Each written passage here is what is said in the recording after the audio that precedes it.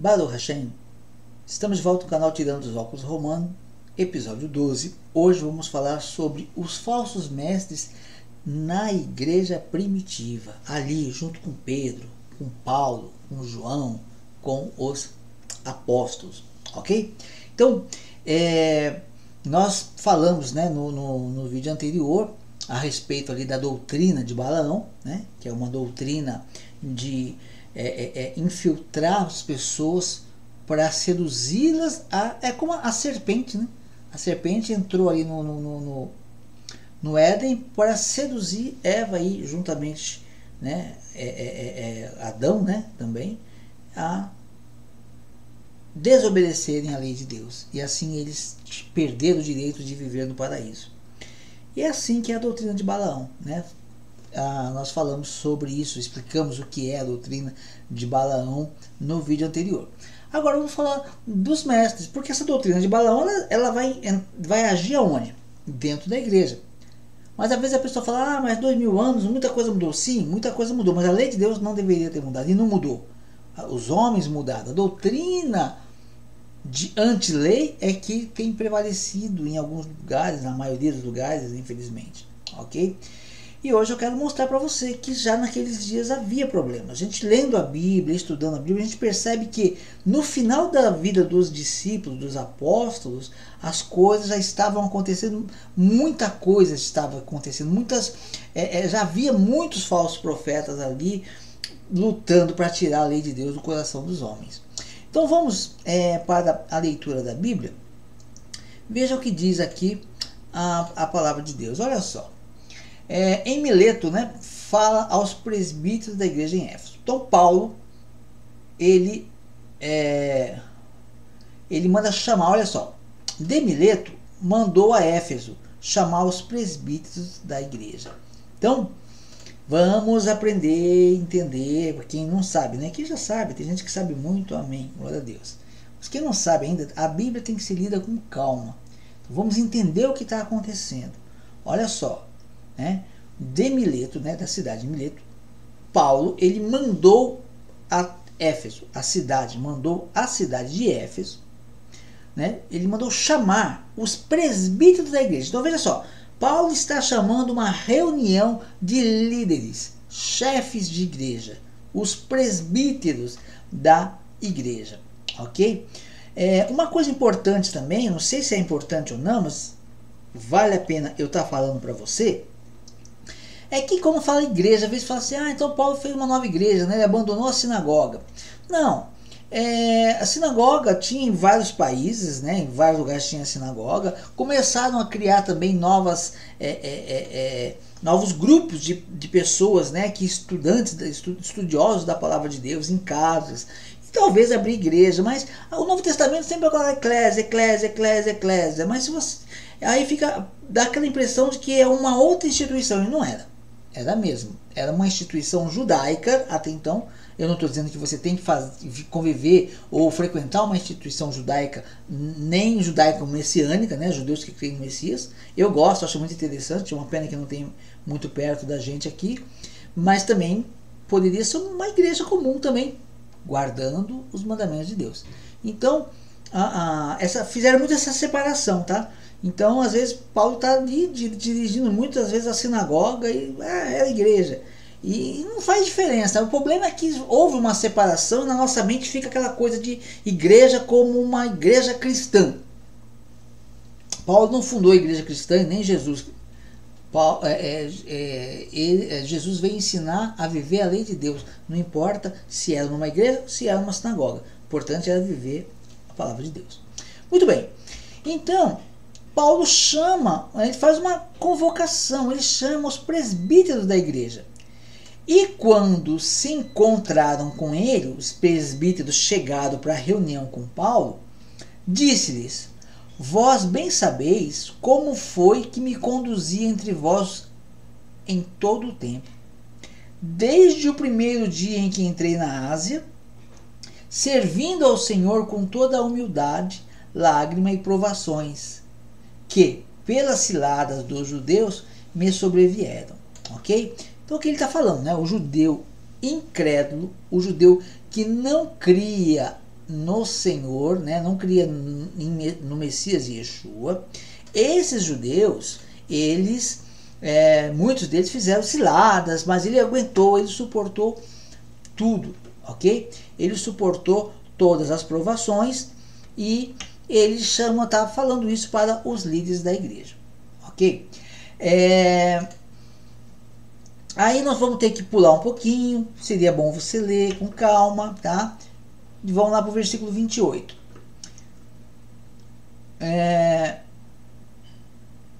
Atendei por vós. Olha só, ele está dando um conselho para os líderes. Perdão, a Bíblia aqui. Olha só, ele está dando um conselho para os líderes. Atendei por vós e por todo o rebanho sobre o qual o Espírito Santo vos constituiu bispos, para pastoreardes a igreja de Deus, a qual ele comprou com seu próprio sangue. Eu sei. Não, agora veja só, vamos com calma para a gente entender. Então, ele está falando aqui com os líderes da igreja, ele está conversando com esses líderes, e ele está dizendo o quê? Ele está dizendo que, olha, vocês devem atender por vós, por vocês mesmos, e por todo o rebanho sobre o qual o Espírito Santo vos constituiu bispos. Então ele está falando com uma autoridade de bispos aqui. Pessoas, Paulo, reconhecendo pessoas que são bispos, que estão ali, tem um bispado, né? Estão ali liderando muitas congregações, ok? E ele está falando, ó, vocês têm que tomar conta dele, porque Paulo vai partir. Daqui a pouco ele ia ser preso e ia ser morto também, ok? Então ele está dando aqui umas instruções para esses líderes.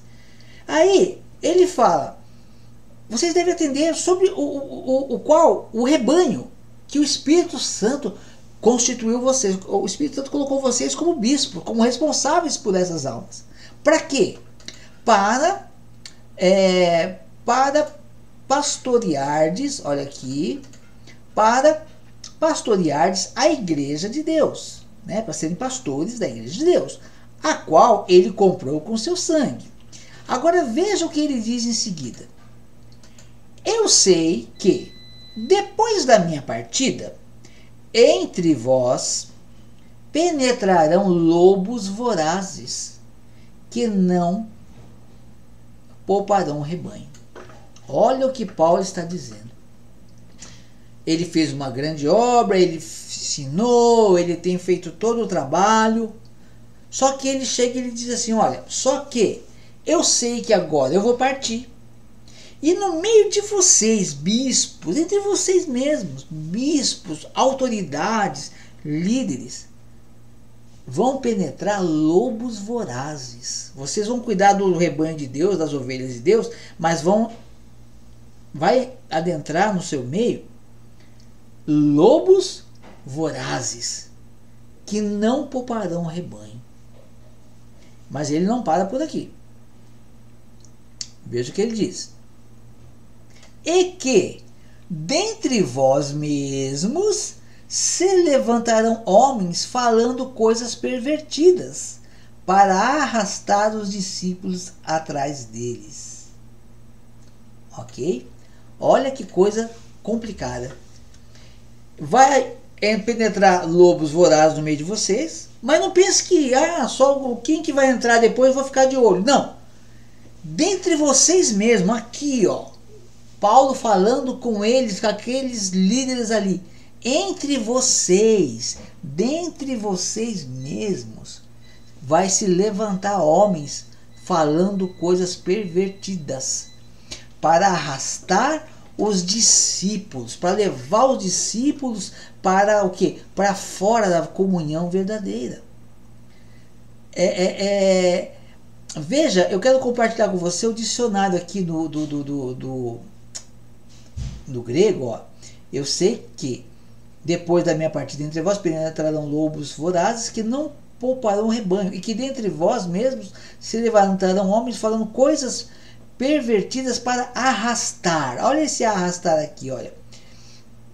Ele opaspal. Não é esse que eu quero te mostrar. Pervertidas. Aqui, é isso aqui, olha só. Diastrepo, ou diastrepo.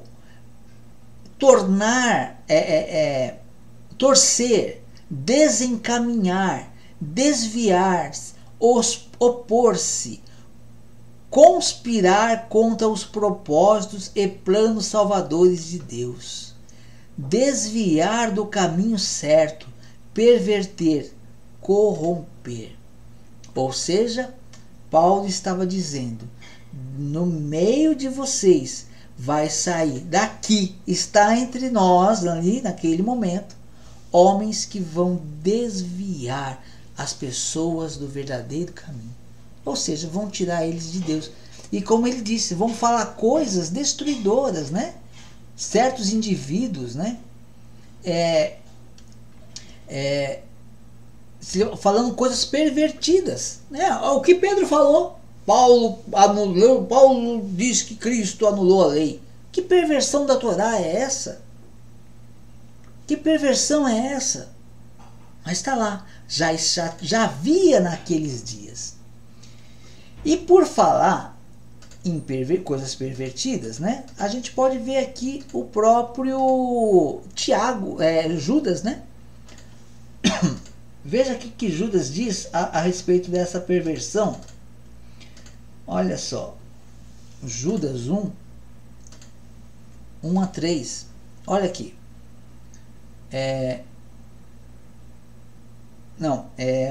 Deixa eu pegar o versículo certinho que eu anotei aqui. O versículo é 3 e 4. Olha só. Amados, quando empregava toda a diligência em escrever-vos acerca da nossa comum salvação, senti que me senti obrigado a corresponder-me convosco, exortando-vos a batalhardes diligentemente pela fé que, uma vez por todas, foi entregue aos santos. Pois certos indivíduos se introduziram com dissimulação, os quais desde muito foram antecipadamente pronunciados para esta condenação. Homens ímpios que transformaram em libertinagem a graça de nosso Deus e negam o nosso único Senhor, soberano Senhor, e negam o nosso único soberano e Senhor Jesus Cristo. Então o que Judas está dizendo aqui? Não o Judas Iscariotes, outro Judas, tá? Ele está dizendo, olha, vai aparecer homens que vão fazer da graça libertinagem. Ah, sou salvo pela graça, então eu não tenho que fazer nada da lei, porque eu não quero aprender, não quero saber da lei, não preciso de nada, só preciso de esperar Jesus me salvar, só preciso esperar o arrebatamento. Isso é uma coisa que a pessoa acaba assimilando de forma errada, porque ela aprendendo de forma errada. Então o discípulo, né, o Judas está dizendo, vão fazer da graça, porque a graça, ela quer dizer que você não merece ser salvo, mas Yeshua vai te salvar por graça. Mas o que as pessoas ensinam? Não faça nada, porque você vai ser salvo totalmente de graça. Enquanto as pessoas estão caminhando para o caminho de graça, elas não vão chegar no objetivo, mas elas querem alcançar, que Cristo vai vir buscá-la e alcançá-las com graça. Eles aprendem como? Como que a gente aprende? Na teologia tradicional. Vai para o caminho da lei daqui, vai na contramão da lei, que você vai ser salvo lá. Transformaram a graça em libertinagem. Ah, posso fazer tudo, não preciso saber da lei. Isso é um grande erro, ok? E por falar em discípulos, né? E por falar em coisas erradas, né? de homens infiltrados no meio da igreja, no episódio posterior, no próximo, eu quero mostrar para você uma coisa. O apóstolo Pedro, ele parece até que foi, de uma certa forma, expulso de uma igreja. Um líder praticamente expulsou. Não só Pedro, mas toda a sua congregação estavam proibidos de adentrar naquela igreja ou de ter contatos com os membros da sua igreja. Ele era um grande líder, né? Se tornou um grande líder, e ele não aceitava a autoridade de Pedro. horas, Pedro viu Yeshua, viveu com Yeshua. E agora ele é expulso de uma igreja de Yeshua? Como isso funciona? É isso que nós vamos ver no próximo episódio, se assim o Senhor nos permitir. Até mais e Deus te abençoe.